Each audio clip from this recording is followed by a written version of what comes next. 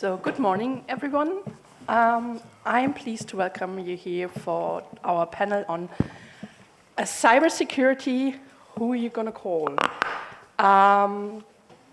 Well, definitely not the Ghostbusters to track down that invisible man in your system. But the question, whom do you going to call, brings us to the very heart of this discussion. Since a variety of reporting obligations exist under various legal instruments, and in order not to get lost in that jungle of reporting obligations, we will primarily focus on the NIS directive as the first horizontal instrument at European Union level, addressing cybersecurity and imposing incident reporting and requirements and security requirements upon a variety of service providers. And well, I assume that most of you are familiar with data breach reporting under the GDPR, since this is a privacy conference. While the NIS directive may not be on everyone's agenda like the GDPR, although it kind of complements the GDPR. And maybe because the NIS directive also is of very limited scope. And this is soon going to be changed with the NIS 2 directive on its way. Less than 2 weeks ago, a political agreement has been reached on the NIS 2 proposal. And that informal agreement will now have to be formally endorsed by the Parliament and the Council before it comes into force. And for privacy lawyers, this will be interesting, in particular with the suggested single entry hub for incident reporting and data breach reporting. Though this is only encouraged in the recitals, this is to be watched. Along with some further changes introduced by NIS 2, this panel will elaborate the idea of the single entry point, and along that we will also address further changes that the NIS 2 directive will bring. And for this discussion, joining me are ladies first, Corinna Schulze. Corinna Schulze is Director Government Affairs at SAP since 2014. In her current position, she is responsible for public policy matters related to the digital economy, artificial intelligence, data protection, cybersecurity, and export control. Corinna chairs the European and External Affairs Committee of the SPD Wirtschaftsforum. She serves on the advisory board of the Future of Privacy Forum, chairs the Information Technology Industry Council Europe Committee, and is a member of the Digital Economy Advisory Board for the University of Warsaw, Finland. Corinna holds a German law degree from the University of Münster. And next to her, on the outside, it's Florian Pennings. He works as Director Government Affairs for Microsoft and focuses on European cybersecurity policy. Before joining Microsoft, he worked in national and European government agencies for cybersecurity, inter alia ENISA, if I'm correct. Yeah. And he coordinated strategic and tactical cooperation with industry and public stakeholders. At Microsoft, he contributes to cybersecurity policy discussion on files as NIS 2, cybersecurity certification, and emerging technologies, using his operational and strategic national and European experience. And then I'm happy that Dennis-Kenji Kipker is joining us. He is one of the leading minds in cybersecurity in Germany and works as a professor of IT security at the University of Applied Science Bremen, at the interface of law and technologies in information security and data protection. He is also active as legal advisor of the German Technology Association, VDE, Zecht at VDE in Frankfurt Main, as a member of the Board of Directors of the European Academy for Freedom and Information and Data Protection, EIID, in Berlin, Dennis plays a key role in shaping future European and German cyber policy. And as a managing director of the private consultancy agency Certavo in Bremen, he's also committed to the development and implementation of pragmatic solutions for the digital compliance of companies internationally. And joining us remotely is Pascal Steisen. Pascal is managing director of the Luxembourgish cybersecurity agency securitymadein.lu, which is the structure behind the main information security initiatives of the Luxembourg government, Circle, Cases, and Be Secure. He's also a lecturer in information security at the University of Luxembourg and member of the ENISA Management Board. And since recently, he is also the first chair of the governing board of the new European Cybersecurity Competence Center. And he will start the session with a brief introduction to the idea of incident reporting in an emerging threat landscape. Before then, Dennis will address the legal requirements for incident reporting under the NIS directive and national implementations, for instance, Germany. What a surprise. And we will then have an open discussion. So this panel will not be like we have one presentation after the other, but we will start with a remote presentation, and then we will discuss the pros and cons of that single entry hub and the NIS2 proposal. So Pascal, the floor is yours. Thank you very much. I hope that you can hear me well and see me as well. I cannot see you, so I try to imagine a bit the audience, and so don't be, I would say... The room is packed. Okay, perfect. That's great. So if I don't look exactly to all of you, I apologize, but as I cannot see you. So thank you for the introduction. Thank you for having me for this panel. A little update on my description. So I finished my mandate at the ENISA Management Board, and I'm concentrating only on the new ECCC European mandates at the moment. So that's the move that happened a few years ago. About the topic of the session here now today, which is about I would say incident reporting. Maybe a few words about the threat landscape. We all know, we all hear, we all see, mainly on a daily basis, that there are news about cybersecurity incidents. So the topic of cybersecurity is huge at the moment. We, from our side, we see, I would say, this growing since already some 5 or 6 years, more or less. Mainly due to, I would say, this huge move to digitization, to in industry and all sectors of the economy that I would say want to digitalize their processes, etc. And by this, opening a lot of the infrastructure to the internet and making these attackable and accessible by criminals. So this comes along with obviously more needs, more strong cybersecurity requests. The COVID-19 pandemic, which we are slowly getting out of it, as well as has obviously accelerated this tendency, and also showed now, I think, to everybody that there is a clear dependence that we have on IT infrastructure as an economy, as a society even.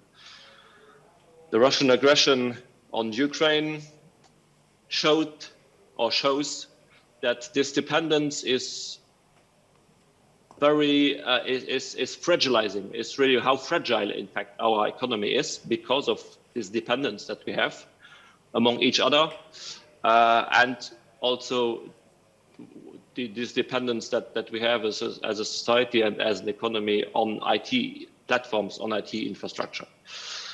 So cybersecurity, I would say, is really the topic of the future, and the recent creation of this new European Cybersecurity Competence Center, which is focusing on research, innovation, developing technology, so really on concentrating on the future, is really trying to address this challenge, to make sure that we have in the future, hopefully in the near future, the technology, the competences, the capacities to tackle all these cybersecurity issues. When looking at the threats, at the different attacks, a bit, I would say, a bit more in detail. Well, on one side, we see that the quantity is going up. Okay, that seems to be quite obvious. But we also see, when we look at individual cases, that the quality is also rising, and this is more worrying, because it gets more difficult for defensive people to really, I would say, first of all, detect, react, and protect against these different attacks, because the possibilities that the criminals have are so multiple, so diverse, with all our industries, the cars, the planes. I would say everything is connected to the internet, basically. So there is a lot of opportunities for criminals to do their attacks. So the challenge is quite huge. That's why incident reporting is important. First of all, well, to get help individually if you have an incident. Well, it's good to know that there is someone that can help you, to avoid that you have to suffer in silence. And there is a lot of expertise in the European markets, in the world markets, in Luxembourg, which I know best. There is a lot of expertise in the market. So each one of us, be it individuals, but also be it companies, should, I would say, really take this opportunity and get this expertise and use it. Second, there is also a need for, let's call it, situational awareness, so a more general national or even European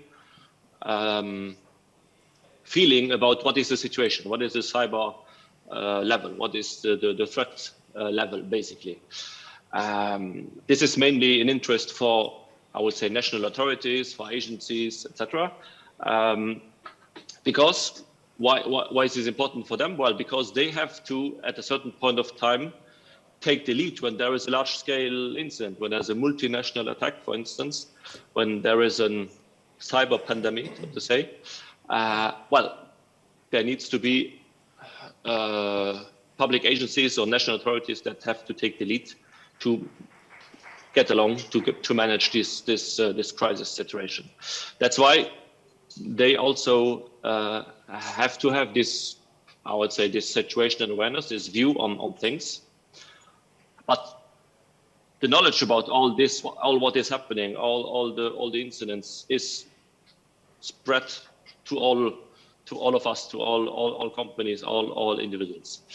That's why I would say things like GDPR, regulations like this, and there are more to come, quite a few, include such mandatory reporting to, I would say, to make sure that we, as a society, as an economy, get this global overview and get this situational awareness, and be able to prepare when there is a large-scale incident. The COVID-19 pandemic showed how this can work. Well, obviously, some things did not work as expected, but globally, I would say we can. The pandemic was managed. So to drill this down, yeah, there is national authorities, agencies, etc., and there is one specific function of such entities. Sometimes it is in separate entities, sometimes it is part of an agency. That depends a bit on the countries. Is computer emergency response teams, so CERTs, or computer security incident response teams, CSIRTs. Whatever acronym you use, it's the same.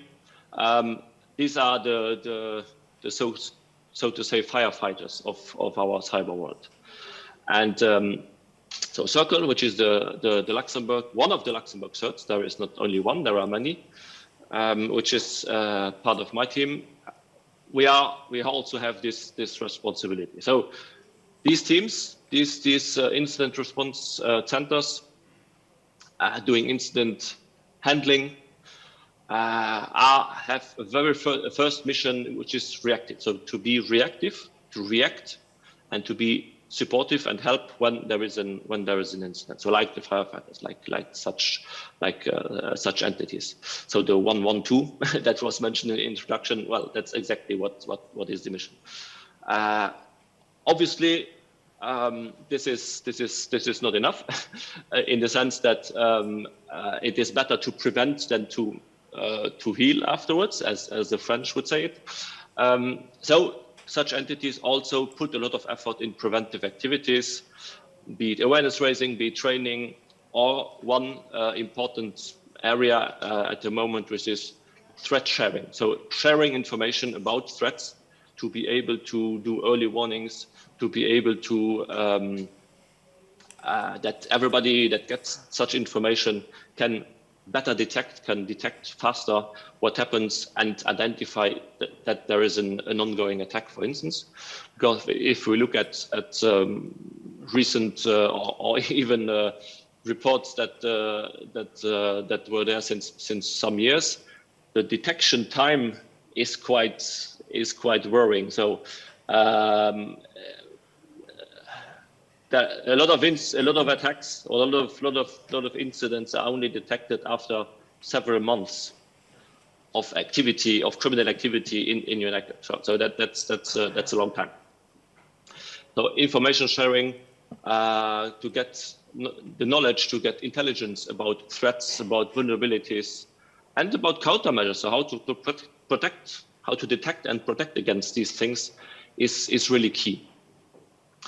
Allow me to conclude with one little anecdote I always like to show when talking about information sharing and why it is important, and why it is important to do it, I would say, on an international scale.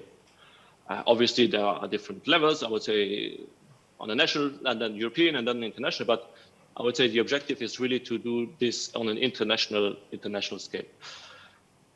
Probably some of you heard about this Silk Road case, so kind of a marketplace in the dark web for criminals, which was seized by the police a few years ago. Luxembourg was part of this, I would say, of this action, and we are Circle as well. And I remember, I will always remember at the closing meeting when one of the main investigators, which was an FBI agent, mentioned that in his whole career, and he was quite a senior agent investigator already, in his whole career, he never had a case, a cyber case, which was not international. This being said by a US investigator, when knowing that, I would say, quite a large part of the internet is in the US, is a statement for me, and shows really that when it comes to cyber, I would say the borders are only burdens, unfortunately. So there needs to be an information sharing also upfront, so that knowledge about, I would say, technical knowledge about threats, about vulnerabilities, about all these things is already there, is already known, so that when there is an incident, you can use that knowledge to react faster, to or to prevent maybe it happening by when you know that it happened at one of your partners or competitors maybe as well. So that's also important to know. So if there is a knowledge about a specific attack going on, the knowledge how to protect against is key. And the third community is, I would say, sharing information on a daily basis, since many years. And today they are also, or since a few years, this is getting more and more, there is more automation in this information sharing. And one key platform which we as Circle are also involved in a lot is an open source platform which is called MISP. And this really enables this information sharing on a really automated base. It also can connect to other systems so that really you can you don't need to meet and to I would say have all the human interventions and delay in this, but you can really make this quite efficient and really talk about early warning, because early warning is a topic since many years, but it's really now with such platforms that really early warning is possible to do in cybersecurity.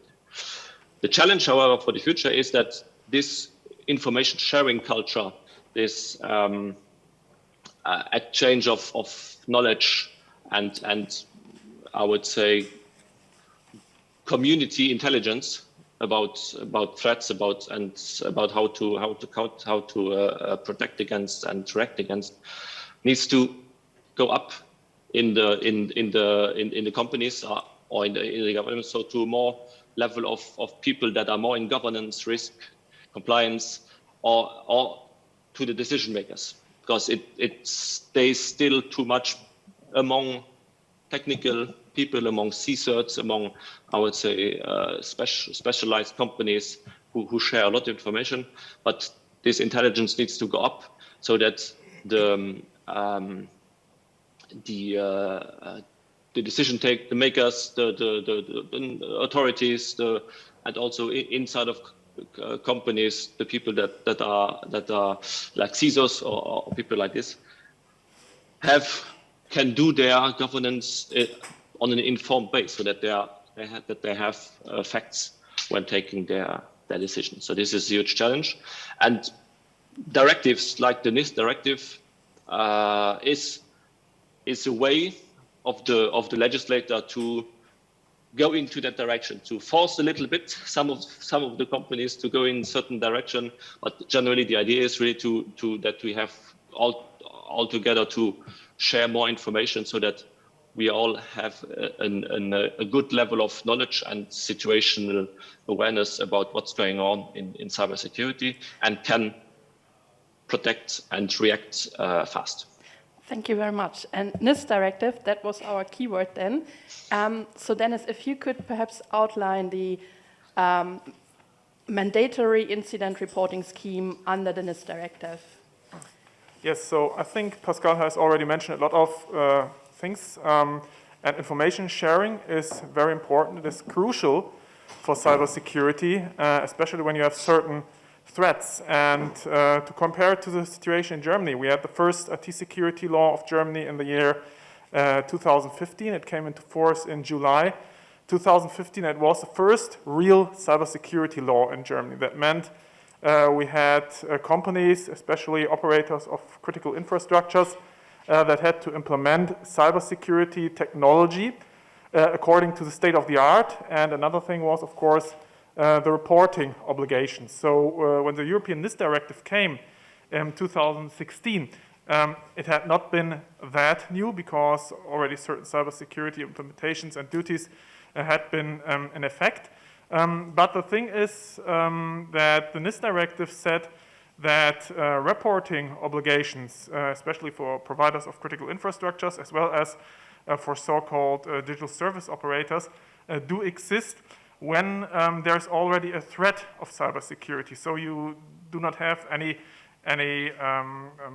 problem in cybersecurity issues that has been fulfilled, but a threat for cybersecurity is sufficient. And this was a problem when the first German cybersecurity as well as the NIST directive had been implemented, because companies were asking, when does the reporting obligation with cybersecurity duties start, and to which extent do I have to report incident information? And we have seen it in the presentation from Pascal very well, that it is crucial to have cybersecurity knowledge shared as fast as possible. One good example is the cybersecurity attack which occurred to certain German hospitals in the year 2016. One German hospital was affected by a ransomware attack, and there we had the situation that, of course, other hospitals had to be informed as fast as possible that there is a ransomware outside somewhere in the World Wide Web, and that the members of the staff, for example, that the doctors had to be informed about the cybersecurity threat, for example, not to open any malicious email attachment. And this is a thing, I had broad discussions with many companies during the implementation procedure of these cybersecurity laws, so from 2015 to 2017, where they had been asking me, well, what does cybersecurity reporting obligation really mean to us? And in the beginning, it was quite unclear. And my advice, of course, was to report more than less. And I think it is still the best way to do so, because we have cybersecurity structures in the member state. Due to the NIS directive, we have the obligation of member states since more than 5 years right now to implement a cybersecurity reporting structure, to implement authorities that are in charge here. And for this reason, I would say more information is always better than less information when it comes to cybersecurity threat reporting. Okay, and under the NIS directive, just for those who are perhaps not aware with the provisions, who has to report to whom and what? Yeah, so this is an interesting thing because it's about national implementation. So we have a directive here, we need implementing laws, and the directive says that national authorities have to be defined that are in charge for the cybersecurity reporting obligation. And cybersecurity is, from a regulatory perspective, a quite new topic. So we are talking about privacy, for example, in Germany since the 1970s. But we are talking about cybersecurity only up to 7 years, I would say. And the member states are in charge to identify reporting authorities. And already before this directive, in the bigger member states of the European Union, cybersecurity authorities already existed. And these authorities are in charge for the reporting obligations. For example, in Germany, it's the Federal Office of Information Security as a central German reporting unit, which also forwards all the information which is relevant to the European level, this is to be said to the ENISA, and the companies that are in charge. That means when we take a look at the first NIS directive, these are the critical infrastructure operators, and they have to maintain a single contact point for the national authorities, and this single contact point is in charge of conducting the cybersecurity threat reporting. Yeah, you just mentioned that cybersecurity is something new on our agenda. So we have provisions on cybersecurity requirements imposed upon service providers, not only in the NIS directive, but perhaps you could give a brief outlook on further interventions that require reporting? Yeah, of course, and this is a big problem. Yeah. This is a structural problem.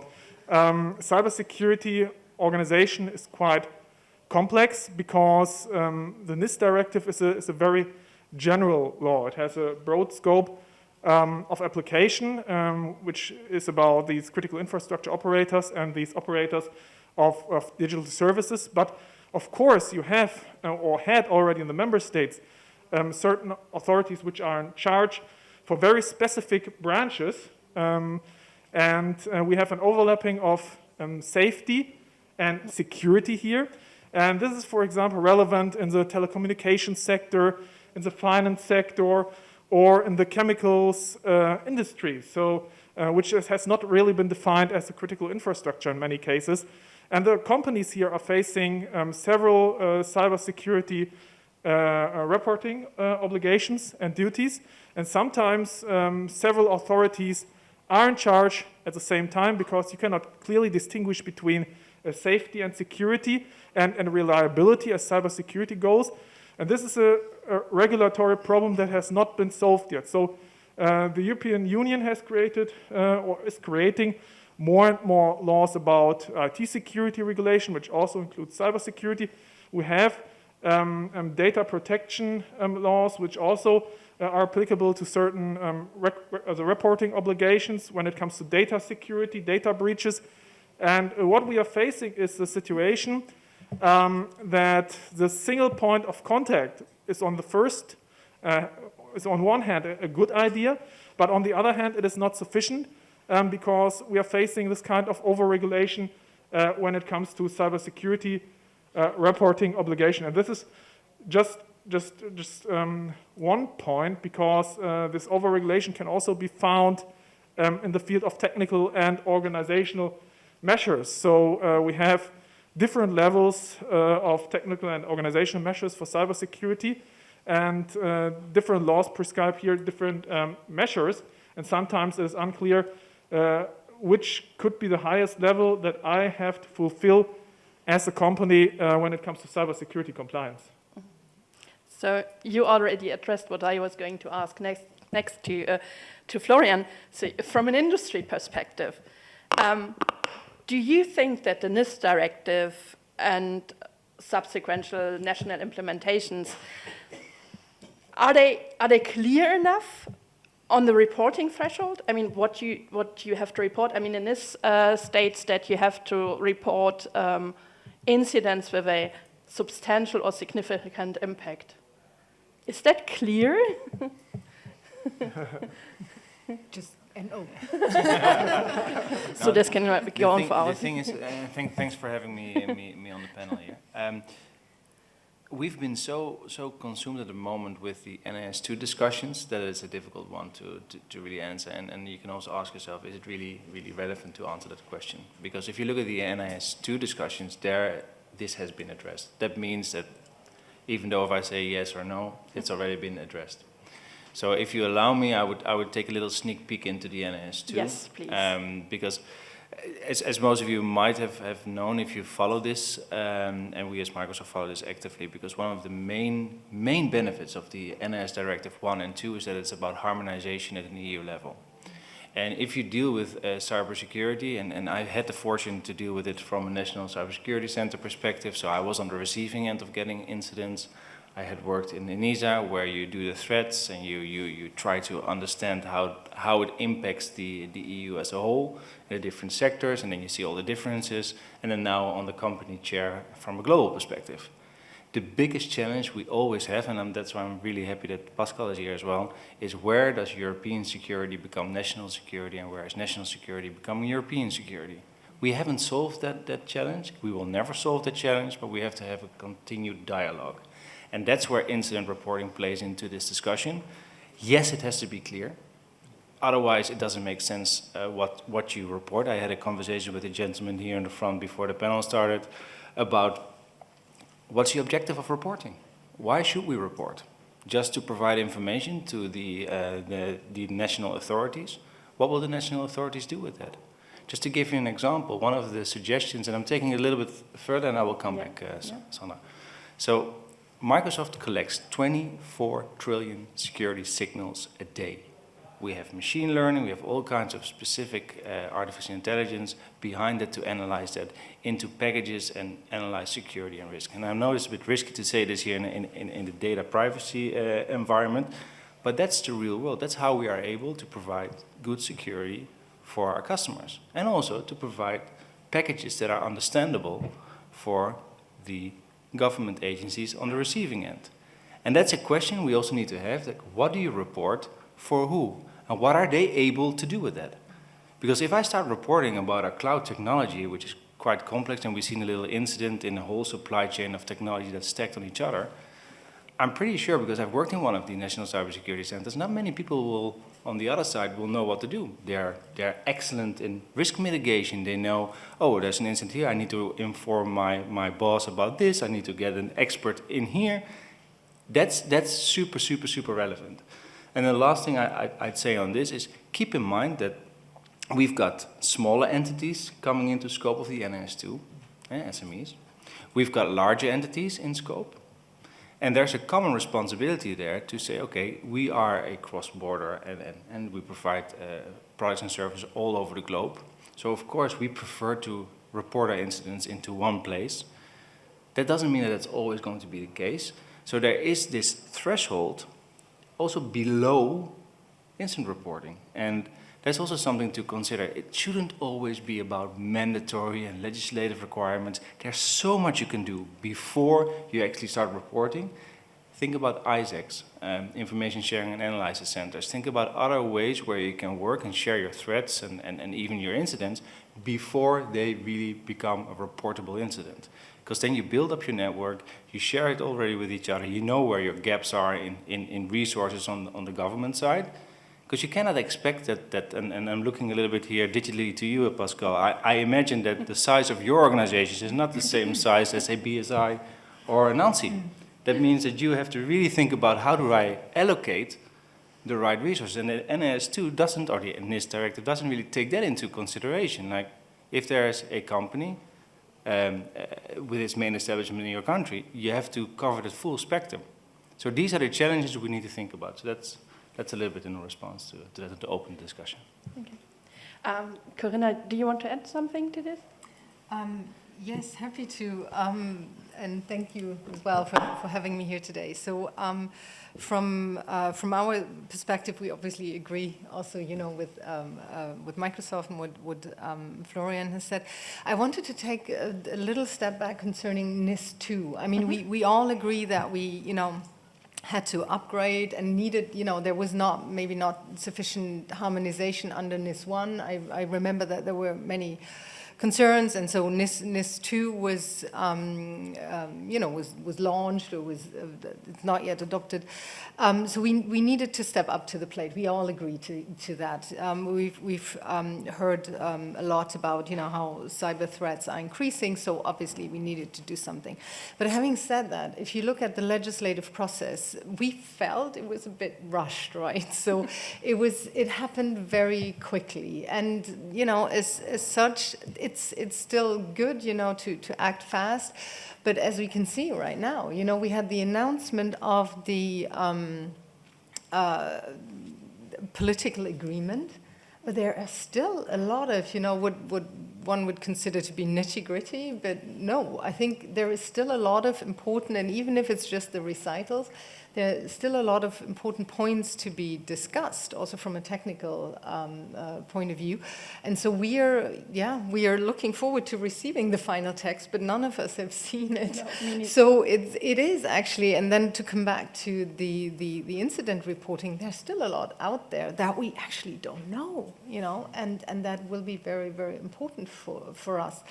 And now coming back to potential overreporting and also the scope. So I'm not entirely sure if it was official knowledge, but there was an estimation from the German Federal Agency of Statistics that from NIS1 to NIS2, it will be a 10-fold increase in companies or stakeholders that are going to fall under the scope. So from 4,500 to 45,000 that will for Germany be covered now. And that is enormous. And all these companies will report, or entities will have to report. And coming back to Florian's point, this will be overwhelming. And also the overlapping responsibilities that are not yet clear. I mean, we had the case indeed that we weren't sure if we had that was a data protection case. We weren't sure if it was the Data Protection Authority or the Telecommunications Authority, and we reported it to both, and both declared themselves not to be responsible. So it can also, be the other way around, that not saying we are in charge, but to say no, it's not us. And quickly, final point on the reporting as well. Looking at Pascal, it's also a question of resources. Right? You need the skills, you need the right people, you need the experts. And if you have the question about are we going to go in and fix it and use our human resources to fix it, or are we just going to tick a box and report, obviously that's also a concern, and we're very much looking to the competence center to make sure we are heavily competing for skills, for the experts, the private sector with the public sector, everybody. I mean it's obvious we need more experts, and so we're looking forward to the competence center. But again, it is from the reporting.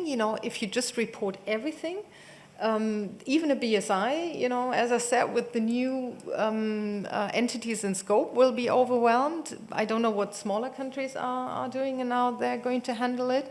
But also, to see where do you put the scarce resources that you have. So just to say, it's not that we wouldn't want to report, it's really to make sure that you report what makes sense, truly. I'll stop here. Thank you. Okay, and I just want to go back to Pascal, because he spoke about the work of Circle, Miss Platform, and reporting to Circle, which is the CSIRT of Luxembourg. That doesn't mean that you comply with your requirement of incident reporting under the NIS directive and the national implementation, because that's separate. The mandatory incident reporting has to go to the regulatory authority. And often companies, they will, if they want to share information, they will share it within the CSIRT, but reporting to the regulatory authority, what is the benefit, for a company? Do you think that the NIS2, with the idea to have feedback from the regulator from the competent authority to which you are obliged to report, will that help, or will that encourage entities to fulfill their legal requirements? Yeah? It's a tricky question. The thing there is, this is a super good question, right? Because on the one hand, just throw numbers, right? I just did 24 trillion signals, blah, blah, blah. But also, if you look at the, I think at the moment we have around 3,500 to 4,000 security specialists working around the clock to deal with all of this, and we have much more, but they are really looking at security signals, and they are the ones that probably will squeeze out the basis information for a report, and that goes to the regulator. I think it's about what are they asking, and they, specify what you need, and then also specify suggestions to make it comprehensible and actionable, that you can do something with that. Because that's super important, right? Because if it's just, oh, hey, you know what, I saw something, and but by the way, if you allow me, I will go a little bit to that space, because I really hope we can talk a bit about deadlines, because this is something that has been a complete political discussion and has been played out by not always the experts around the table, and not even myself. I'm not an expert. I just know what the reasons are that we have said consider 72 hours, not because we don't want to report, but we want to provide you information that you can actually work with. And we've heard from a certain co-legislator that just a telephone call would suffice, or an email like, hey, I saw something, I'm working on it. And then we move on. Yeah, that doesn't help us, it doesn't help the NCSC or the National Competent Authority that receives that information. In the end, it doesn't help our digital society, right? So that's where these discussions need more impetus of expertise. Then coming back to answer your question, it really depends on what we report. The requirements to further develop it. I understood that in the text that we still haven't seen yet, there is the option for a delegated or implementing act, secondary legislation that will further refine that, define it. Please do that in cooperation with industry experts. Doesn't have to be the government affairs people like myself, but the experts, the people that really can help you. Like, okay, if you want reporting for cloud service or data service, and it's all in there, look at the annex on the NIS2. Everything is labeled, get people and representatives from those sectors, sit down together, because it's going to be tailor-made work. Of course we want harmonization, but it doesn't always allow that. A person working with ICS SCADA in the energy sector thinks about these things completely different than my colleague sitting somewhere across the pond thinking about cloud services. And that's something you need to take into account. Super that we have a directive. really, we need that, and we need even further harmonization. But there are differences, and you need to really make sure that those differences get heard, and that we learn from each other within the EU environment. 27 member states, 27 opinions, and in certain countries we even have within those 27 member states we have different opinions. And that's why we have a beautiful thing called the European Commission, and we've got ENISA, and they can all work with that. But it's about setting down the right questions in the beginning. Thank you.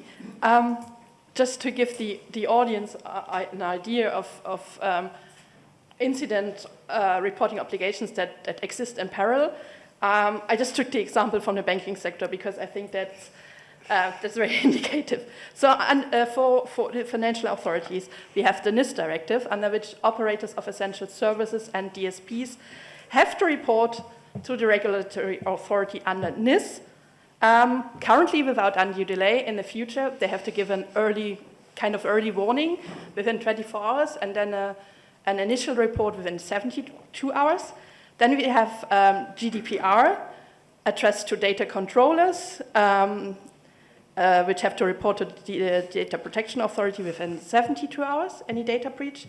We have eIDAS, for trust service providers, which have to report to the National Certification Authority within 24 hours. Then we have the Payment Services Directive 2, where payment service providers have to report to the National Competent Authority, the ECB, or the European Banking Authority within 4 hours. Then we have the ECB single supervisory mechanism, where significant financial institutions have to report within 2 hours. We have Target 2, where critical participants have to report to the National Central Bank within 48 hours. And now comes the idea of a single entry hub for all these incident reportings. So what do you think of that idea? Great. Corinna, yeah, you take the floor. I mean, we would, if it works, we would very much appreciate that. But as you just said, I mean, from a company perspective, yes, we certainly argued for that, so and said for us that would be clearly helpful, especially also, being a German company based in Germany, having this also very trusted relationship with the BSI. But as you said, how is that ever going to work? And that question I cannot answer. Sorry. We would hope, as Florian said, that there is collaboration that on the government side, on the agency side, that there is maybe also understanding of the overlap. I'm not sure if what you just said, if the authorities themselves have an overview about, to whom else companies would have, or banks would have to report, right? So if this mapping has ever been done, I would have my doubts, but in theory, this is exactly what we would like to have, because otherwise, I mean, we are totally overwhelmed, we in the wider sense, and then you don't even know that what happens if you get it wrong. You're going to be hit by a fine. Looks like it. So And also, you briefly stressed this. If you report, you do not know whether the information stays in that sector-specific silo, or whether there is actually an exchange in between the authorities. Because what does the law say about it? Is there any provision that requires cooperation, or is it just like a should cooperate? Dennis? Yeah. So to come to the national legislation here, there are not very specific laws that say we need really some kind of cybersecurity incident cooperation when it comes to information exchange. We have, for example, in Germany again, certain institutions where cybersecurity cooperation in information sharing is being conducted, but in my opinion, this is at the moment quite ineffective, and it is comparable, the situation that we have here, to the one with national security agencies and authorities. And we had several cases. We all know, we are on a privacy conference, we all know that national authorities collect a lot of information for security purposes to fight certain crime. And it is also known that there are information silos in these national security authorities. And I think we are coming to the same problem in the field of cybersecurity, because as you both mentioned, I guess, more and more information is being created, automatically also created, it is collected, and it is not, in many cases, not machine readable. This is also a problem that we have. And for this reason, it is difficult to find this unilateral approach.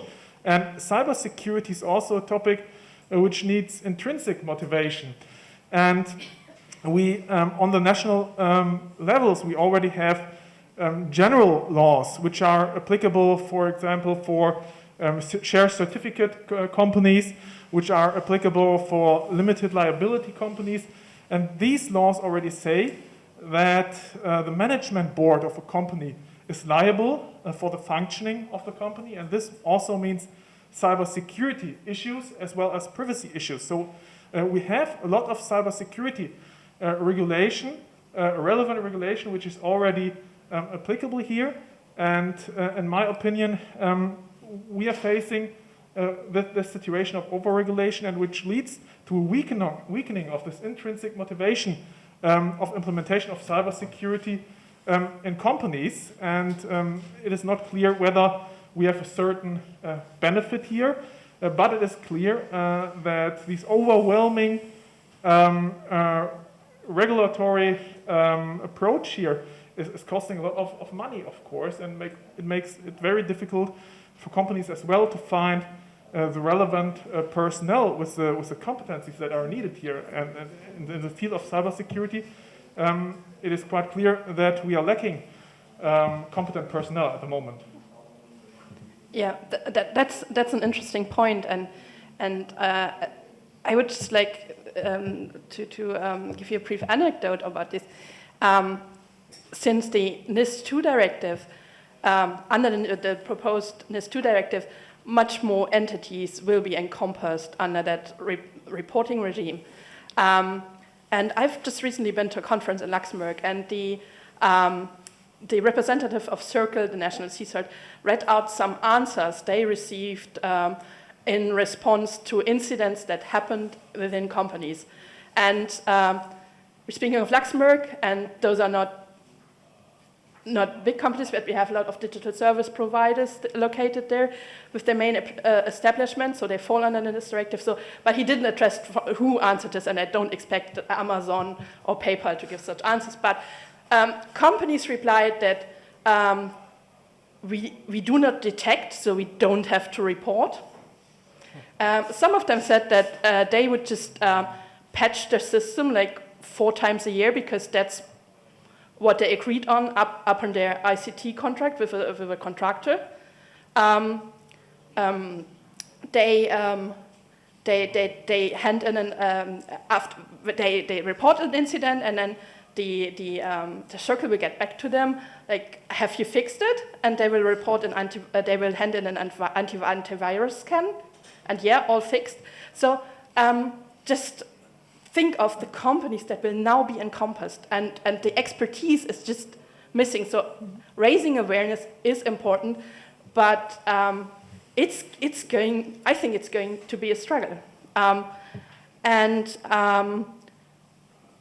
Dennis addressed that the reports are not machine readable, or like the information sharing is not taking place on a large scale. And just to give you an impression, in Luxembourg, for instance, we have a heterogeneity of reporting formats and templates. So the financial authorities to which incidents have to report it under the NIS directive for financial authorities, the CSSF, they require an XLS format. The National Data Protection Agency requires DocX. The national regulatory under the NIS directive, PDF. The Lux government computer emergency response team, FRM 702, I don't know what it is, in text, or DocX. So, and delivered by pigeons. Yeah. So, having a single entry hub, although we don't have an alignment of timeframes, what will be the benefit for companies just from a practical point of view? Whoever, Florian? Yeah. First of all, I think that Corinna made a good point. Like, single point of entry is great, right? And that we have one position. But then it immediately comes to the question, like, does the mandates and do the legal requirements on the national side connect with what the European legislative initiators have proposed? You need to match that. That means that you have to have open discussions. If you don't have that, then we'll have a mismatch, and who suffers the consequences? Mostly it's industry. And I also want to make one point clear. Obviously, the examples you provide are a bit shocking. I think everybody needs to be responsible, and it's not only about reporting. There's so much more around reporting. That doesn't mean that you have to share on a continuous basis, but you do need to share. Just for example, we provided a couple of weeks ago a whole report about nation state-sponsored attackers in Ukraine, and we really pushed it to the limit on what we can provide. And nobody asked us for this. It's not a requirement. We feel responsible to do that because we see it, and we see more than certain other actors in that space. So we share, and that costs us a lot of discussions also with customers, because we're using information that we have to ask customers, can we use it or not? That's the side of the discussion we often don't see. It's a side of the discussion that I really invite legislators, national and EU level, to dive into that. Like, companies are doing so much, be a bit open to that. And I think they are, and most of them that we speak with are, but that should be a wider discussion, not only by Microsoft, but by other players as well. I know SAP is quite open about this too, so that's the first thing. Then, on the single point of entry, it's ridiculous that you have different formats. Come on, we're living in 2022, where we've got all kinds of digital means that needs to improve. What I always say, if I have these discussions around NIS1, NIS2, even the Future Cyber Resilience Act, if you think about it, this is not only, like, let's put some requirements down for the entities in scope, right? We're going to regulate. No, it's the other way as well. We often forget it's sort of a contract between governments, national and EU level, and industry. Because we are asked to do a lot of things, but look at the requirements on the side of the governments. They also need to step up. They need to invest more. They need to make cybersecurity strategies that have certain amounts of resources in there. They need to invest in technology. Let's also hold that accountable, and let's have an open discussion. That makes us more equal. So when it comes down to a single point of contact, where we come together, is precisely where we need that dialogue, and somebody needs to take initiative to have a dialogue where you learn from each other and you express, okay, we could say, like, this is how we see it in Australia, this is how we see it in other parts of the world. Doesn't mean that's the way we have to do it, but use the best possible, because this is a regulation that in a couple of years' time will be updated again, and we have to improve and improve and improve. And we can't develop this on our own little European island. Thank you. Could I add Yeah? one quick point? Then I think Pascal has yeah. been raising his hand for quite a while. I just wanted to add also, you know, the 22 hours versus 24 hours. I mean, as Florian already said, industry clearly advocated for the 72 hours. And there was also one particular reason for that we wanted to make sure that we could also have the time to fix things, right? Because when you report, you will very often also report vulnerability, right? That you would actually want to fix it, you know, and to mitigate as well. Because the thing is, when you're reporting a vulnerability, and we know that this is a huge other discussion around that, you know, disclosure of vulnerabilities. How do you make sure that this doesn't end up in the wrong hands as well? I mean, think if, you know, this could be intercepted, it would be paradise for cyber criminals.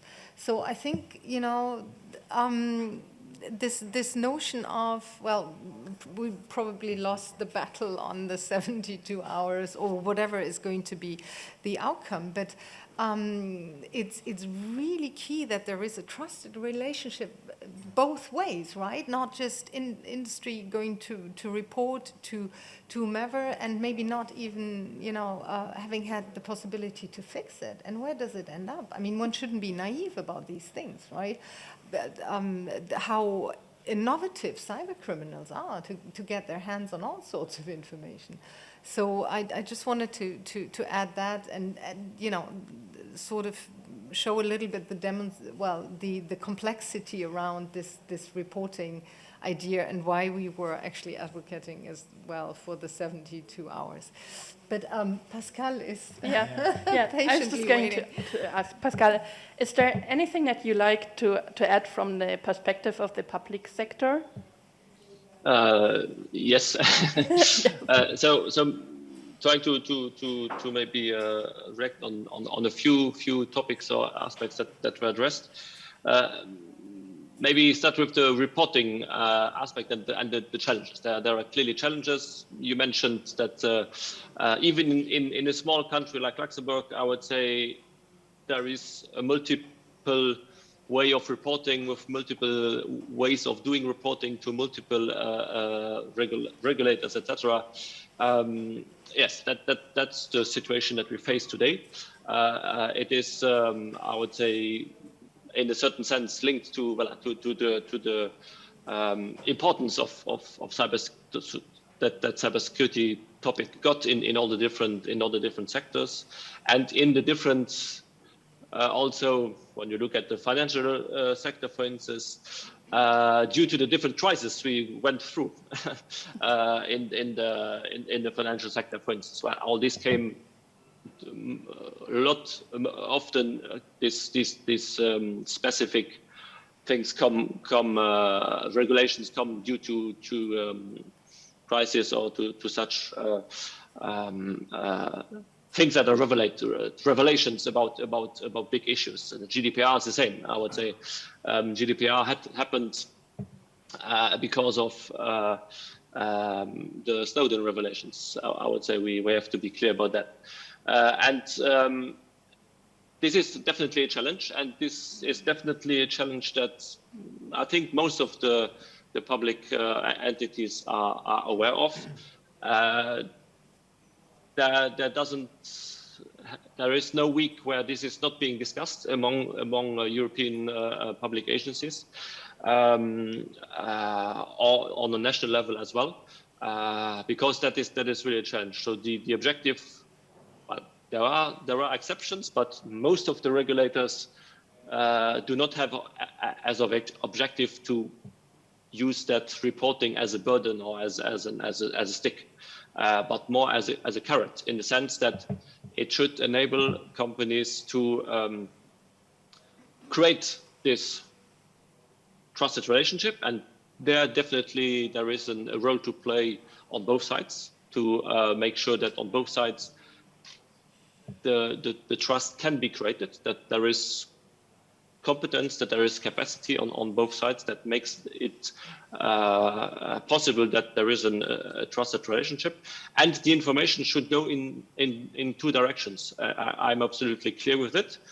Not all entities or regulators are on that path yet, but I hope that this will come. Because the national authorities or regulators in whatever area it is in the data protection world, we see it already.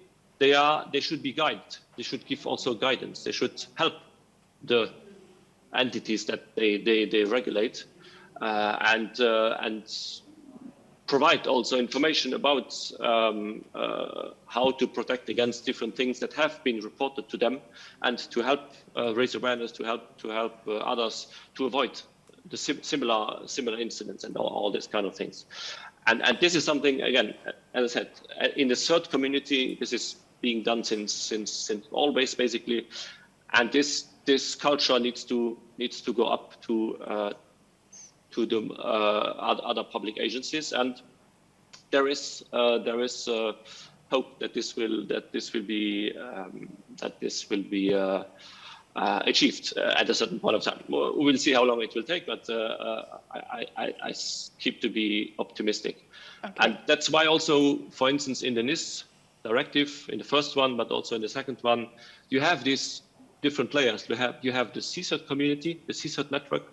You have the collaboration group, and then you have the cyclone, which is more the crisis group, where all the entities in the different member states regularly meet and share information about what's going on to get on the European level. And today it is still a bit, I would say, in layers, but this needs to be connected more. And I think the NIS2 goes into that direction. Okay, thank you, because we have to wrap up to give the floor the chance to have some questions. So I think we stop that discussion here just to give you the chance for questions.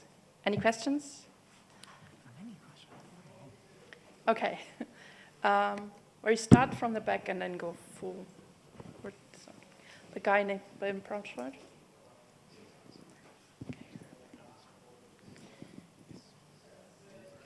Gentleman in a brown shirt. Yes. Yeah. Thank you for this great discussion. I am Eyüp from Kai Leuven. I'm a doctoral researcher in cybersecurity and data protection law, and I would like to ask 2 questions. I will try to make it short.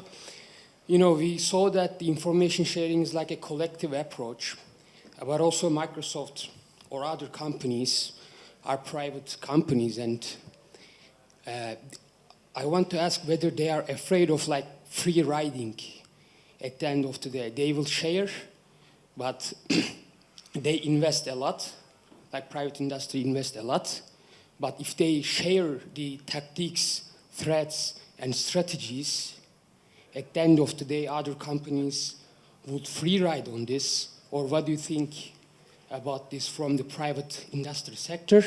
Because, okay, it is a collective thing, but at the end of the day, it is a private, profitable thing for big companies. The second question is related to how do we approach, how do you see the reconciliation of data protection and cybersecurity? Like, for example, data processing activities for cybersecurity purposes under the NIS2. I saw that there are some recitals try to handle it, but it seems not enough, but I would like to ask your opinion on this. Thank you. So the first one, I will take in data and privacy. Corinna is way more expert than me. No, because we share a lot, and we share because we feel a responsibility. If you look at the actions of our company over the last 10 years, from a Paris call that we've supported in cyberspace to the Cyber Tech Accord, all of that is just at a strategic level. If you take it a layer down to the tactical level, there are numerous cybersecurity cooperation models that we're involved in, from ISACs in the US, and I'm actually also involved in exploring a EU cloud ISAC together with ENISA to see if that's possible, to even the operational level where we have security blocks. If you're really into the details and you feel comfortable with that, look at the cybersecurity blocks of Microsoft that really deep dive into how we've mitigated threats, how we've analyzed them, to even the core coding. So no, it's responsibility, and I think the company the size that we have, we need to take that seriously. So also on that first question, which is a very good question, and I never thought about that, but it's the same for us that, no, we didn't have any, I've never heard it in the company, yeah? But that somebody might sort of copycat our approach, and then I haven't heard it. You know, maybe within the deepest, you know, but also, I mean, we do a lot of security research as well, where, you know, on European projects, and so there, no, I have to say I haven't heard that. On the data protection versus security, so yes, we did welcome the recitals and the clarification that at least you can use legitimate interest for that as a basis, and we've been advocating for the clarification. that obviously for security reasons you should be able to process then especially the data of the attackers, if you find out who that is. But having said that, I would agree, because I hear that you think it's not sufficient, to just point that out in recitals. And the thing is, it's not so much, to have a legal basis for the private companies to process that data and then justify ourselves towards the data protection authorities. It is when you look at, especially now the case, what's happening with Ukraine, and then, being able to share data, and also what the public sector, what's the legal basis for the public sector and for the security agencies. And there we would actually appreciate a dialogue and thinking around how will, the public agencies, be enabled to process that kind of data, because that is still also an area which is not harmonized, where you will have national law kicking in, and it's something where we would really argue that you need a societal and political debate, and it should be actually it has to be agreed by the parliaments, right? It's a very sort of, a question that you need in democracies to be really discussed at a broader scale. And we right now heard that Europol's mandate was extended. And I still want to go back to that and read what's now in it. But again, I would fully agree with you. That's a debate that societies, you shouldn't keep people out of that kind of discussion. But and it should not happen behind closed doors, that all of a sudden you agree on legal basis that security agencies can access and process lots of personal data. But the need to get it on a more solid base is, we would totally agree to that we need to have that debate. And it would also be easier for us as companies to know what are we allowed to do and what are we not allowed to do. So would very much appreciate that kind of debate, yeah. Dennis, would you like to I just want to add something to answer the second question. So when it comes to the use of personal data for cybersecurity issues, on one hand, of course, you cannot have cybersecurity without using personal data, without extracting personal data, especially attackers' data, IP addresses. There we have some legal certainty, I would say. And as you already mentioned, we can use the legitimate interest to do so. The problem, or the thing which is more problematic that I see, is the use of employee data of your own company, employees that are using all these IT systems. For example, when you want to check emails that have been written, when you want to check the browser history, and at that point, I see that there are still some difficulties with regard to legal certainty, because for many companies it is unclear how to deal with employee data, and on the other hand, for example, how to deal with backup data that has been stored, that has to be restored due to data security reasons.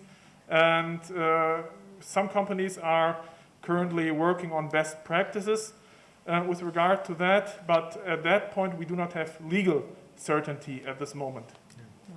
Workers' Council discussion. Yeah. Further question? Yeah, Giorgio? Yeah, thank you. Pier Giorgio Chiara, University of Luxembourg. Very quick.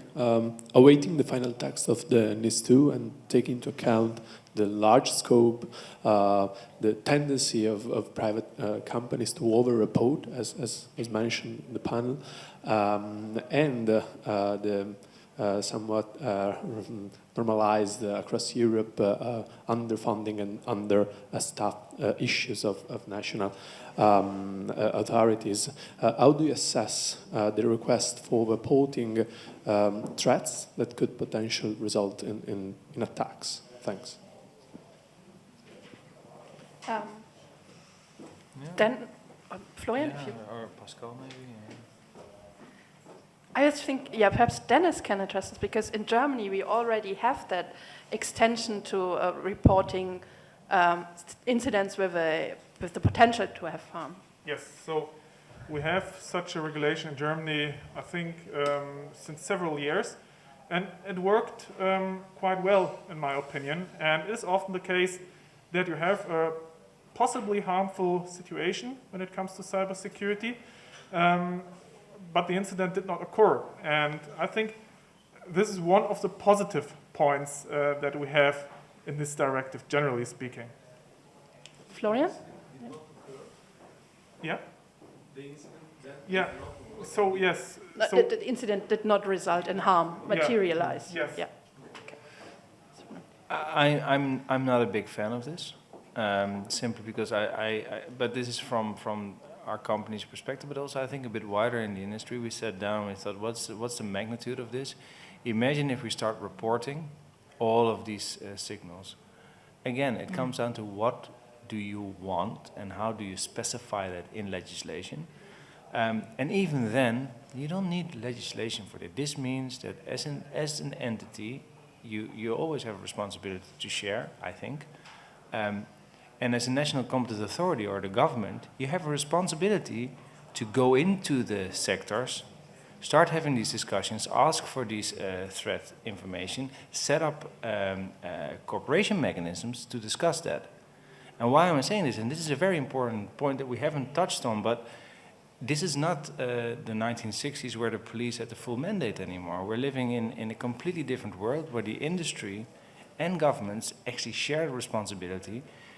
It means that we're in a new paradigm where we also need to figure out where's the responsibility of the government beginning and ending, where's the responsibility of the industry beginning and ending. There's a lot of gray areas here.